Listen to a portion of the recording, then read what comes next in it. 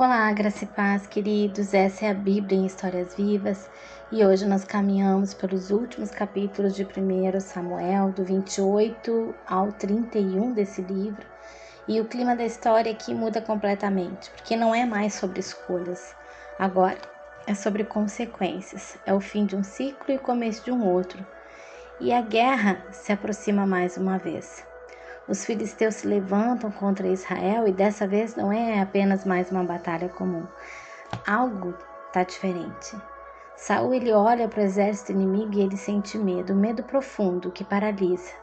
Ele procura direção, ele tenta ouvir a Deus, mas Deus não responde nem por sonhos, nem por profetas, nem por sinais. É um silêncio absurdo. E esse silêncio de Deus revela um coração que por muito tempo deixou de ouvir. Algo que aconteceu lá no capítulo anterior, no capítulo 28, mostra que Saul desesperado faz algo que antes ele mesmo havia proibido, que era buscar uma médium, alguém que consulta espíritos. Isso era proibido por ele. Mas ele, louco de medo, vai escondido à noite, disfarçado. E a instabilidade e a incoerência ficam evidentes. Ele havia expulsado essas práticas, mas agora o desespero era tanto que ele recorre a elas. E é isso que acontece quando o coração se fecha repetidamente para Deus. Chega um momento em que a pessoa passa a procurar respostas aonde não deveria. E ali pede que chamem Samuel.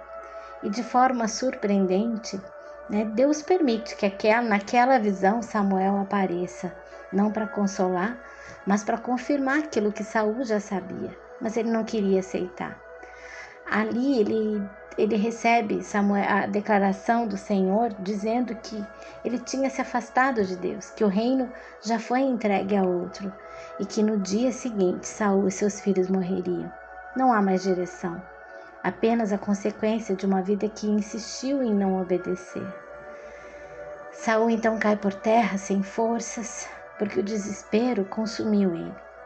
Ele até havia jejuado, mas não por uma entrega, mas por medo.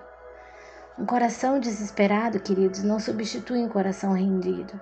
O remorso é diferente do arrependimento. A paciência de Deus aqui foi muito longa, mas existe um momento em que a lei das consequências alcança. E enquanto isso, do outro lado da história, Davi vive uma situação muito delicada. Ele está entre os filisteus, vivendo em território inimigo por causa da perseguição de Saul. E aqui fica um alerta importante. Precisamos ter cuidado com as parcerias e os caminhos que escolhemos, porque podem nos levar a situações difíceis, até contrárias à vontade de Deus. Os filisteus começam a desconfiar de Davi. Os líderes olham para ele e dizem: não podemos levá-lo para a batalha, e se ele se voltar contra nós? E de certa forma, Deus usa até essa desconfiança para livrar Davi de lutar contra o próprio povo. Davi volta para sua cidade lá em Ziclag, mas ao chegar lá encontra um cenário devastador. A cidade foi saqueada pelos amalequitas, tudo queimado. As famílias levadas, mulheres, filhos, tudo perdido. E aquele momento é um dos mais profundos da vida de Davi. Os seus próprios homens, tomados pela dor, começam a falar em apedrejá-lo. E aqui nós vemos uma verdade importante. Ser um homem segundo o coração de Deus não nos livra das tragédias, não nos poupa da dor, mas revela o que fazemos dentro delas. Davi chora, ele sente, ele se permite viver o luto porque existe tempo de chorar. E o choro muitas vezes é um presente que prepara o coração para esse novo tempo. Mas ele não para ali. A Bíblia diz que Davi se fortaleceu no Senhor seu Deus. Antes de buscar a solução, ele buscou Deus. E é isso que muda tudo. Quando o nosso mundo parece desmoronar, o primeiro lugar não é a ação, é a presença de Deus. Davi então pergunta ao Senhor: eu devo perseguir? E Deus responde: sim, vá, porque você vai alcançar e vai recuperar tudo. Então Davi se levanta e vai atrás. No meio do caminho, ainda tem discernimento para parar e ajudar um homem abandonado, que acaba sendo a chave para encontrar os inimigos. Há momentos que precisamos correr e momentos que precisamos parar. Saber discernir isso faz toda a diferença. Davi encontra os amalequitas, luta contra eles e vence. E a Bíblia diz que ele recupera tudo, nada faltou. Nem pequeno, nem grande, tudo foi restaurado porque Deus entra na história. Até aquilo que parecia perdido pode ser devolvido. Enquanto isso, a batalha final de Saul acontece. Israel é derrotado, os filhos de Saul morrem e entre eles Jonatas. Aquele amigo fiel, leal, que tinha o coração alinhado com Deus, também morre. A perda é profunda. Saul, já ferido na batalha, vê o exército sendo destruído ao redor. As flechas dos arqueiros o atingem e ele percebe que está gravemente ferido. O cenário é de derrota completa. Os inimigos estão se aproximando, não há mais saída. Então, naquele momento de dor e desespero, Saul se volta para seu escudeiro.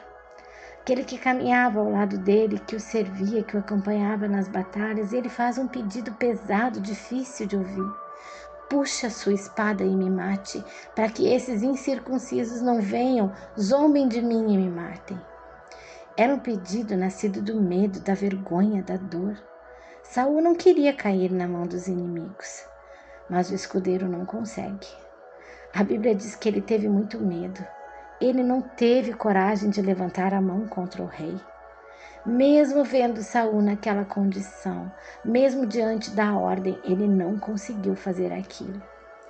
Então, naquele silêncio tenso, sem ajuda, sem saída, Saul toma uma decisão final. Ele mesmo pega a espada, aponta para si e se lança sobre ela.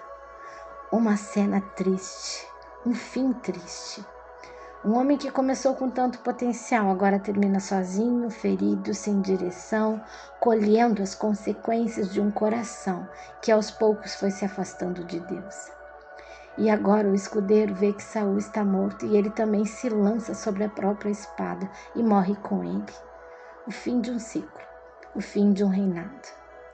Os filisteus tomam o corpo de Saul, expõem como troféu. Mas alguns homens valentes de Israel se levantam, vão até lá e resgatam os corpos de Saul e seus filhos. Eles dão um sepultamento digno. Mesmo no fim, ainda há honra sendo preservada. E assim, 1 Samuel se encerra, com dor, com perdas, com consequências, mas também com sinais de que Deus ainda está escrevendo a história. Enquanto um ciclo termina, outro está começando. Davi está sendo formado, refinado, preparado. Ainda não chegou ao trono, mas já está sendo moldado por ele.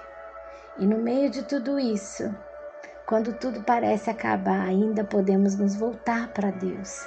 Ainda podemos nos fortalecer nele. Ainda podemos ouvir a sua direção. Saul mostra o que acontece quando o coração se afasta. Davi mostra um coração que mesmo falho sempre volta, mas nenhum deles é o fim da história. Precisávamos de um rei perfeito, um rei que nunca se afastasse, que nunca desobedecesse, que permanecesse fiel até o fim. E esse rei é Jesus Cristo. E diferente de Saul, ele nunca falha. Diferente de Davi, ele nunca peca. E mesmo nos dias mais escuros, ele continua sendo o caminho de volta. Essa é a Bíblia em Histórias Vivas. E seguimos, porque a história não terminou aqui. Amém?